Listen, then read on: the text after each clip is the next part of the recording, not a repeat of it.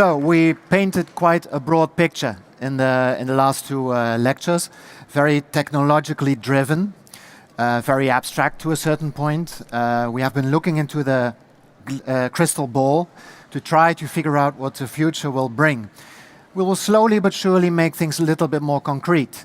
And the next lecture will be the beginning of that. It will be delivered by Jos Stuyfzand.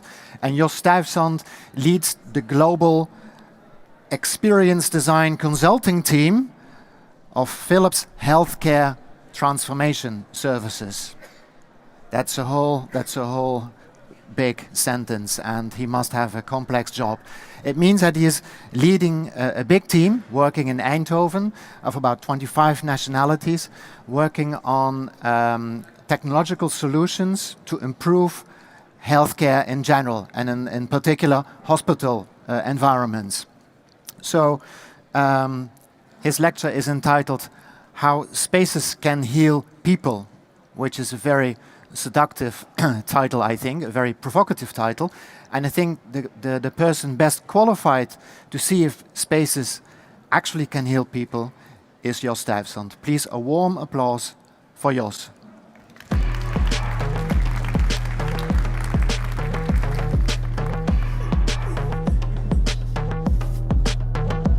Good morning, everybody. It's very inspiring to be here. Also listening to my previous speaker, Paul Skinner. And I think the future is much more near than you think. But to start on the other side of the equation, talking about healing spaces, I think nature on Earth is still the most healing space that we know. And I've experienced it last year when I visited Iceland with my daughter, wandering through this very particular landscape, and also scoping with the different climate changes all the time, which was not always pleasurable, sometimes even hostile, but maybe that was the most healing part of it. So nature is a big source, I think, when it comes to healing.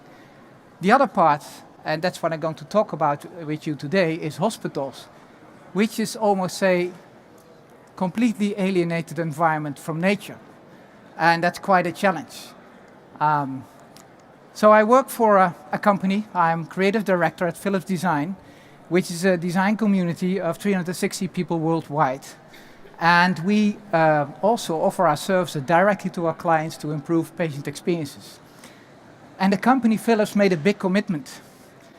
We strive to make the world healthier and more sustainable through innovation. That's first of all. That's probably how you know Philips. But the other part is that we're aiming to improve the lives of 3 billion people by 2025. So we have still some time to go. Last year, we were at the figure of 2.1 billion, and for this year we're still calculating. It's done by an external agency. But even we included another 300 million lives to be improved, including the emerging economies, like Africa. Well, this is my world, actually. This is the world of Philips now. And it's also a little bit a personal journey that I made in working for healthcare. When we were working on products and the interfaces of the products, we discovered that these products ended up in workshops like this. So workshop for doctors, not really focused on the patient, although they're very kind to the patients. So we started an exploration to find out how could we improve this experience in these examination rooms, because the machines make unfortunately noise because of the technology that's required, and it's a very unsafe environment. There's a big magnet in that room. And during the exploration, we visited many hospitals in the US and in Europe. I met a pediatric nurse taking care of the children. They were very scared about the procedures. And she came up with a very particular story that she tried, because the children were so scared, she was looking for a solution for that, how to resolve that. Because the parents are not allowed in these rooms. And she asked the technician of the hospital to drill a hole in the wall of this room, because it's a very shielded room. She took a wire and a ring that was around the finger of the child, and the mother was sitting in a chair next to the room and pulling, when the child got anxious, just pulling on the rope, get in contact with the mother. I was extremely touched by this story, and she said it didn't work because, you know, the rope was in the way all the time. We lost it, and it was too for the procedure. So that inspired us really, okay, how can we support this process? How can we make the environment more better? And we came up with the kitten scanner and a whole new concept, ambient experience, to support the child, to guide the child, to create a positive distraction during these procedures. Okay, that was where I started my journey, and I'm still very inspired by this. If I look at the future of healthcare, and already Paul hinted to that, but it's a little bit a doom and gloom story, because the growing population, you know, we're getting older, we live longer, that's a good story. The rising of chronic diseases, so if we live longer, we also will be patient for a long part of our life. The costs go up. A lot of people still don't have access to healthcare. We tend to forget that in the Western world. And where we have healthcare, good healthcare systems, we're struggling getting the right people to do that. So we're looking for better solutions for that. And the figures are even, well, they communicate a tremendous sense of urgency. You know, in 2050, 1/5 of the global population will be over 60. Okay, that's fine, but 400 million of these people will have diabetes. And even in some areas, countries, they need to be hospitalized as well on that level. So there is a lot of, you know, causes of that. It's still cancer, it's still cardiology, cardiac diseases. And if you look at this moment in the US, that 70% is spent on chronic diseases. So it doesn't stop. People are not cured after that. And then the last thing, 5% of the cost in the US are made for only, that's for 5% of the patients, 50% of the costs are made. Well, that's, of course, quite a sense, this creates a sense of urgency. We need to change the system if we want to deal with that. Now we see things are also changing because other people start to take care or offer services in healthcare. So actually the business in hospitals goes down a little bit, step by step, and others are taking over, like the Walmarts and the Walgreens, which you don't expect to offer healthcare, but they want to be number one. And also there will be more care at home, and probably that's a better place to be cared. If you look at the trends that makes it possible, it's a lot is related to technology. For instance, digitization. Hospitals become very high-tech enabled environments. Ambient intelligence will really support the doctors in the future to make the right diagnosis and to plan the right treatment. And last but not least, it will be, as you saw with the Walgreens, the Walmarts, it's care everywhere, anytime, 24 hours, 7 days a week. The other part is future-proofing. If we know people are getting sick, we should take measurements on that. We need to manage our population better. And even preventive care is one of the key topics at this moment to really manage our care. There is new collaboration models, as you already noticed, but it's also in the hospital. Typically, when somebody has cancer, he sees many doctors, many specialists. They need to collaborate to do the right treatment. And the last part is consumerism. People will shop for care. They look for value-based care, good outcomes. In the States, people look at the statistics of hospitals when they select their hospital. So that's a big change in the paradigm in hospitals. So now, what is the take that Philips takes on this? We stretched our focus much more from looking at the equipment to the care continuum, from a healthy life to prevention, to diagnosis, to treatment, and to home care or rehabilitation if you want, with all the products. And this means that the healthy living, that your toothbrush or your shaver will be connected and can report already biometric data. And maybe your air fryer in the future about your maybe bad eating habits is interesting data to work with. Devices getting mobile, so you can be scanned. Smaller, we have this IllumaLife product, and to the bigger scans that we have in the hospital environments and the care at home. So the whole stretch, all these products will influence, of course, how we're going to provide care. The other thing is, and maybe many of you are in retail or in hospitality, where the service thinking is a starting point. Hospitals don't think like that. Hospitals think from inside out because of the clinical protocol. So the shift in paradigm and rethinking the healthcare system is moving not partly out of this hospital, but also think in services to clients or patients if you want. That's a big paradigm shift because that you really need to rethink the healthcare system. There's one, Mr. Tyson, the CEO of Kaiser Permanente, who's the biggest insurance company in the US. When he was asked, what is your biggest problem, challenge at this moment? He said, it's real estate. And people said, real estate? What does that do? He said, real estate because people think in hospitals for care. Well, care could be anywhere, and hospitals are very expensive environments. So we need to be very critical if we really put everything in the hospital or bring back to the home. So other things, and that's more back to being a designer, what do we need to do differently? We need to think holistically. And holistic thinking, it's around people, it's thinking about also the clinical results, the clinical outcome, the excellence, operational efficiency. It's about technology innovation, to be sure you get the right technology. And last but not least, and that's where I come from, as you probably noticed, is the experience personalization. How do we make it personal? You can't do this alone. You need the whole team around you, and that's why we have in Philips, but also work with external parties. We don't do architecture, we ask good architects to help us.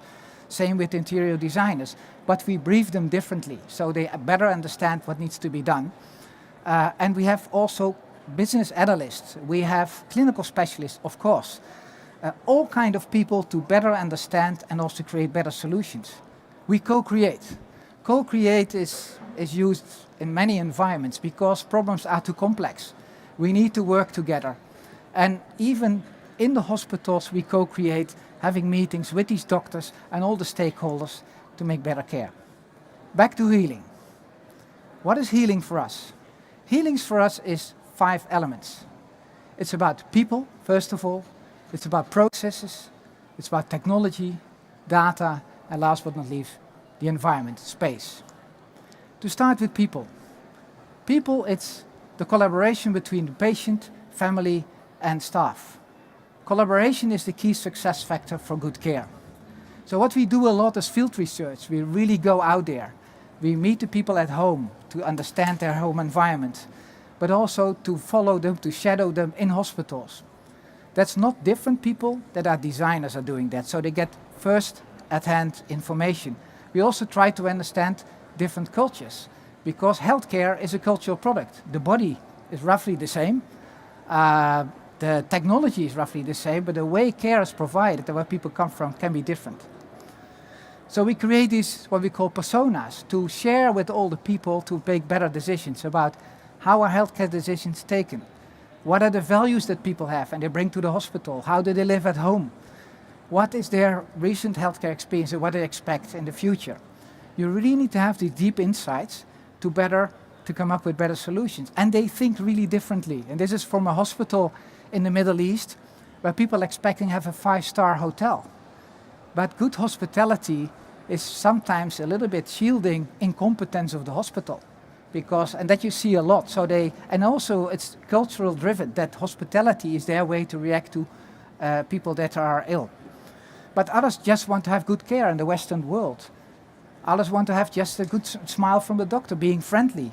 And others make it affordable, because especially in the US, it's a big struggle there, as you probably know.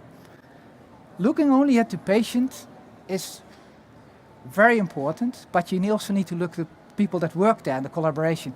So we also look at the staff, what are their needs, their team spirit, what motivates them, and also look at how they organize their work. The next one, process. It's about clinical, operational, and experiential. As I said, we go there, we stay there, we even stay in ORs if needed, so really in the operating room. It's not always pleasurable, but it's important because you need to share with the team experiences to help them to change them. We make what we call these experience flow, where we bring all the data together, experiential data, so what we heard from the patient and the staff, but also the clinical data and even operational results. So this enables us with all these data on one page, literally on one page, to discuss how can we come up with a better storyline. And the storylines we develop also before we even start to think about the solutions. And in a hospital, which is a very complex environment, because you probably know this way of working in other areas like retail and brand experiences, but it's really important to share this with all the stakeholders involved to come to a common vision. Technology. Technology is, of course, for Philips where we come from. But there is more technology. There's digital technology, medical equipment, and there's ambient technology. And I want to take some new developments that are really interesting. Ambient experience, as I told you, what we have developed now is an in-bore experience. So people can look from the bore to a screen, and they introduce this via the kitten scanner. So they're really guided. The result is that you get 70% less retakes. So only one time right, first time right.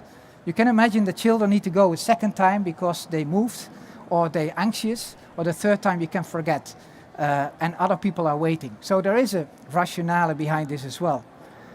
The other part, as I take this is a neonatal department where the prematures are born. They start the world like this. The look at the world is this. And we're now exploring also that, for instance, and I take out one part of the element experience, that the bonding with the baby for the parent is very hard because of all this technology. So we have really explored the NICU of the future, where we looked at the developmental care of the child, but also look how the parents could be involved in more this kind of suite. And that's possible because of technology. The other one I want to share is communication is so important in healthcare environments. Why do we communicate in an exam room or in a very medical environment where there's too much distraction, where you don't feel comfortable? So we came up with these consult lines, which we now implement in many hospitals already. And that's supported also by digital communications. And when you are back home, you can read back what the doctor has said. And also when you get the first message, maybe it's not a pleasant message, that you can deal with it. So the environment adapts to it. Data. There's a lot of discussion about data and a lot of examples about data. There are personal data, social data that are available for everybody. With players like Google also entering the healthcare area, they will be brought to the hospital as well. There's medical data. There is an issue about privacy. There are many people interested in medical data. How do you manage that? If you look at a company like Philips, data is extremely important. Philips moves away from the hardware much more to a digital company because we generate the data, like Apple is generating the data on their equipment.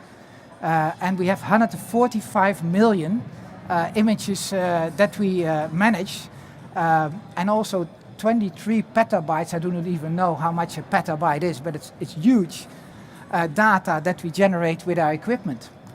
How do you make them, how do you connect them? How do you make them really available the right time to take the right decisions? And also, if you know that a doctor is very much challenged nowadays, that he needs 70% of the time to stay up to speed in his area, to read everything, it's impossible. So we're looking for ways, how can we present data in a different way? So what you see here is a digital twin, actually, which is having the data, a digital twin, that's you. You can look at the physical, you as a person, and physical contact, but also the digital. And you can plan already your treatment there. Looking at there's a heart ablation, you can test already the kind of equipment that you want to apply and work with that. This has a major impact on how the teams work in the hospital. So next to looking at you, they also look at the digital twin of you that provides all the information. And the benefits may be obvious. Better treatment and first time right. If you look at the environment, the healing space they work in, it's a space where they need to interact with each other, to collaborate. That is quite a challenge in a hospital because so many specialists, typically a specialist, he has a point of view and a lot of knowledge in one field. How do you connect them? So we studied this digital reading room. This is a project 2008, and this is now reality. So it gives you an idea how long it takes to bring things in the market into practice, where we see really how can we support collaboration in between doctors and sharing information, and also multiple hospitals at the same time, so you get the right treatment. Space, finally, we're back at space. Space and spatial experience is, and that's already touched upon in the previous speakers, it's more about the patient journey for me. It's more about the service strategy. How do you want to bring your services? What's the quality of that? It's more about the work process, specifically. So we spend a lot of time defining the service strategy, not about optimizing the workflow process technically, but also how do you bring the service to your clients? Wayfinding. A lot of people get lost in hospitals. There's a lot of waiting time. How can you transform waiting time into pausing time? So it's positive, you get energy. Waiting, unfortunately. How you separate flows. This is a technical picture, but next to the architectural planning, you need to think, okay, inpatient, outpatient, how to avoid that patients are confronted with processes from fellow patients, or that processes on the staff side. We also made the storyboards, and I just share you some concrete examples. This is a cardiac department in Chicago, where you can see, if you arrive there, there's a reception desk. You would say, why a reception desk? You're in a bed. No, 50% of the people walk into a hospital, get their treatment, and walk out. So they're only on the table with the surgeons or the cardiologists to have the treatment. So that's why we start to rethink positive distraction. You bring your family. Is there something to experience, or people get lost?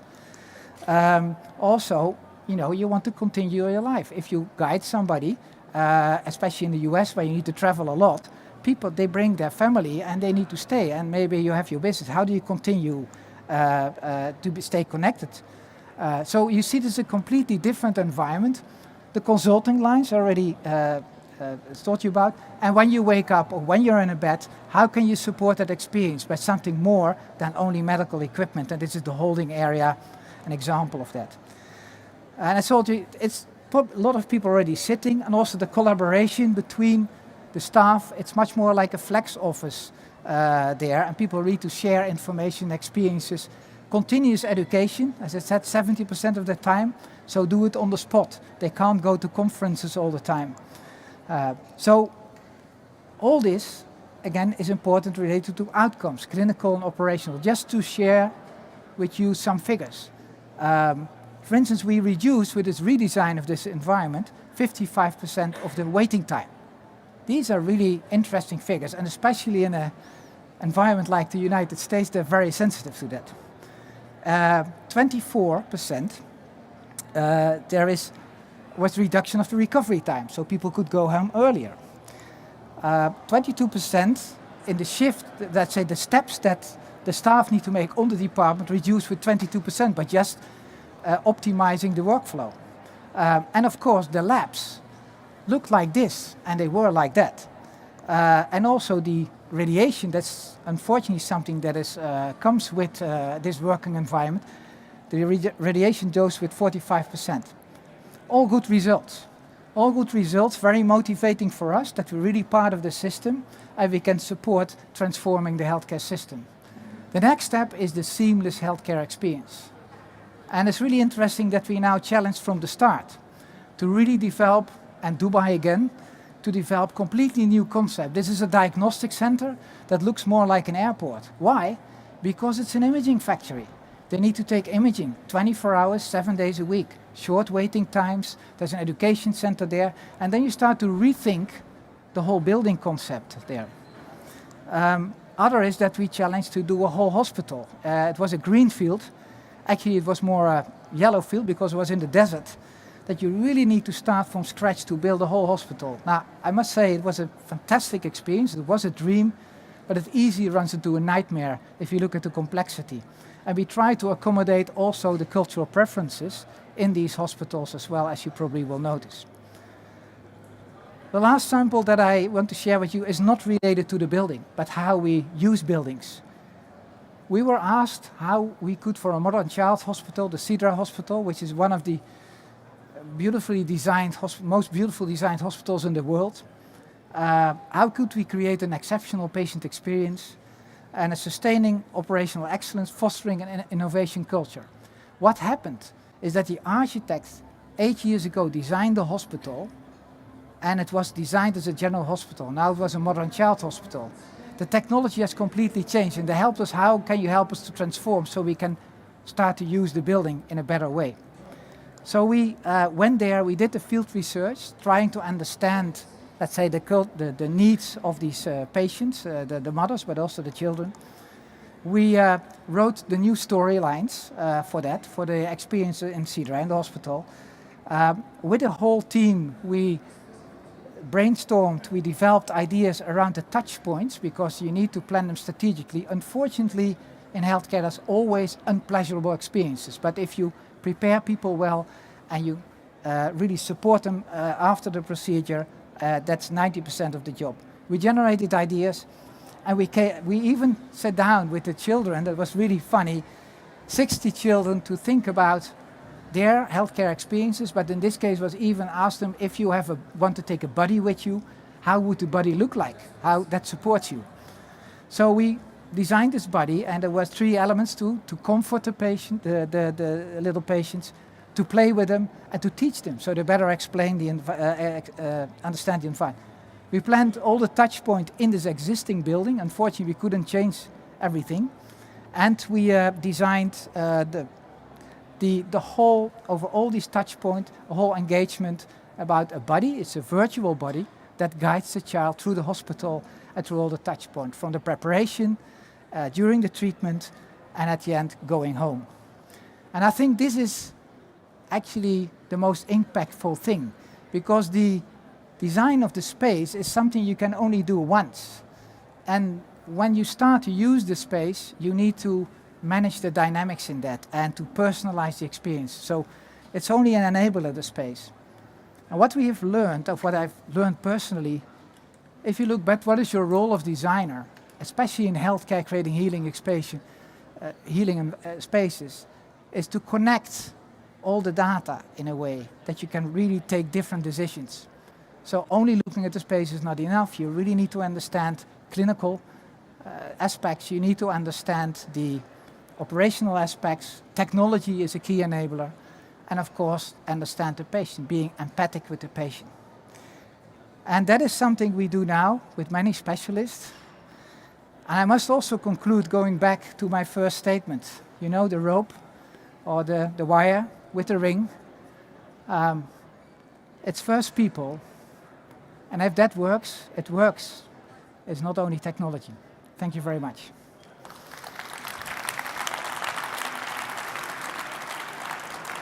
Thank you very much, Jos. One of your first slides also showed some pieces of nature. Yeah. If I look at what you did in hospitals until now, you freed up from clutter. There's no wiring visible anymore. It's much more clean looking, but it's far from, let's say, naturally looking. How do you think about that? Would it be possible to integrate more biophilic elements in hospital environments, and would they contribute to the healing process? Definitely. I think you could introduce them, but nature is nature, and that's outside. I think what I showed, actually the trend that the hospital becomes more specialist center, that focus very much. And the way we bring in nature, if people are in this, let's say, the scan, that they can be in contact with nature in a digital way. But bring in the other elements in the environment, like having the right daylight, bringing in nature elements, certainly helps. And that's proven as well. So that's next to what I've shared today with the audience. Yeah. And what intrigues me is that you approach spatial design, let's say, from the human person. It's very human-centered. Yeah, yeah. And then you move on to the next layer, the staffing and family and friends. And then you move on to, yet again, the next layer, people waiting for some treatment or whatsoever. And finally, you end up with the architecture, which is completely the other way around from the way spaces normally are designed. They are designed from the building, from the shell, inwards. Yeah. How could architects and interior designers learn from your way of thinking? First of all, to work together, to start a journey together. But it's also, the challenge is also to change the hospital planning. What typically happens now on the board of management, they decide to design the hospital, they make a business plan, and then they ask first an architect. And they don't take the time to really think, okay, what's the new service we want to provide, and how do we want to do it? How do we want to be different and improve? And that already is important also to enrich the briefing, the design brief for the hospital. And then you sit together with architects and collaborate together. And we do this quite all over the world. Again, we're not an architectural firm, we'll never be. And we invite them, but the briefing is much richer. But we need to educate more the board of management or the hospital management not to start with an architectural design and then think about how to provide the service, but the other way around. And what is the kind of hospital or environment that needs to support that service? Mm-hmm. And that is quite a radical thing. It sounds for us maybe obvious, but it's in the planning process, it's not there yet. Okay. So it's a challenge for us, yeah. I can imagine that you guys will have some questions for Jos. So feel free to raise your hand and then Barbara will approach you with the microphone.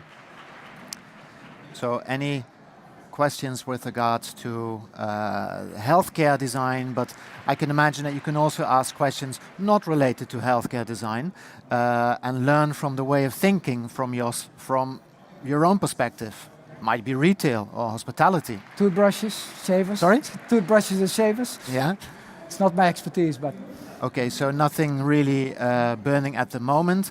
I have another question for you, Jos. You also designed, if I'm well informed, one of the waiting lounges at Schiphol Airport, yeah. Right? Yeah, correct. So I've seen some images and it looks really different from all of the other waiting lounges. Can you explain how you approached the design of that space and why it looks that different? Yeah, it's interesting that you brought this up because there was the question we got from Schiphol said, what you do in hospitals, can you also do that in airports? And maybe it's the other way around because airports more pleasurable environment. And we were challenged. They were having ideas about using lighting to improve the experiences. We did exactly the same. We were there a week without a ticket, just interviewing passengers about the boarding experience. And actually at that moment in time, Schiphol was not very high in the charge about the boarding experience. So we came up and they were really, it's a very logistic environment. So they were very functional, very pragmatic with security. And we interviewed all of them. We brought them on one map as we did for the hospital. And we redesigned the whole boarding experience, creating a different landscape in the, let's say, the whole arrangements of the furniture. Typically you see this bus that never leaves, like you're already in the airplane. There was this landscape. This is already 8 years ago because now it's a standard on most airports. But we really opened up the thinking to really look at how you need to look at the needs of the passengers more and really activate them and challenge them and also bring this new experience. And at that moment we had an improvement of the experience satisfaction of 33%. And before there was maximum 5-10% by, for instance, improving USB connections or those kind of things, you know. So what did you change? Yeah, we changed actually the whole landscape of the boarding process. Of course, we needed to respect the security processes as well and the protocols, but we really created a landscape. We could sit in different ways if you were the group or individual, so different kind of seatings. There was lighting there that activated you when the moment that the boarding process started. There was much more communication around you about the process. There was a separation for premium class passengers as well. There was even something simple like you could have some water in the gate because people are a little stressed and they couldn't bring their water because it's taken away from the security. That all has changed, by the way, but at that moment in time was for Schiphol really a lab gate, they called it, to start a complete innovation process for their airport. Yeah, so that's... Which lounge is it? It's G7, but it was only there built for 3 months. And they left it there for 3 years. And only recently, they took it away. They were very proud of it, and they showed everybody. Why did they take it away? Because it was a dummy. It was still with wood, and the technology was not really, let's say, stable. And now they have developed it further, and you can find it throughout the airport, the different seats and the experiences. So, okay, so if you will travel in Schiphol, you might encounter the work of Jos, and if not, then I hope you will not end up in a hospital. But if so, again, Jos will be guiding your experience. Jos, thank you very much for being here. A warm applause, please, for Jos.